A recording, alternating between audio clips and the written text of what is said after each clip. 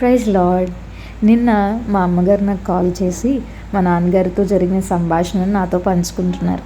ఈ క్రిస్మస్ సీజన్లో పరిచర్య కోసం దూర ప్రాంతంలో ఉంటున్నందున ఇంటికి రాలేకపోతున్నానని నా గురించి వారు మాట్లాడుకున్నారు. నేను లేకుండా ఇదే మా కుటుంబానికి మొదటి క్రిస్మస్. ఆ క్షణంలో నాకు లోతైన సత్యం గుర్తొచ్చింది. క్రిస్మస్ అనేది కేవలం ఇంటికి వెళ్ళడం మాత్రమే కాదు.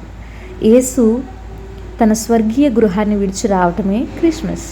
ఈ సంవత్సరం నేను నా తల్లిదండ్రులతో కలిసి ఉండలేకపోయినా యేసు లోకానికి వెలుగుగా వచ్చాడని ప్రకటిస్తూ క్రిస్మస్ యొక్క నిజమైన ఉద్దేశంలో నేను నిలబడి ఉన్నాను.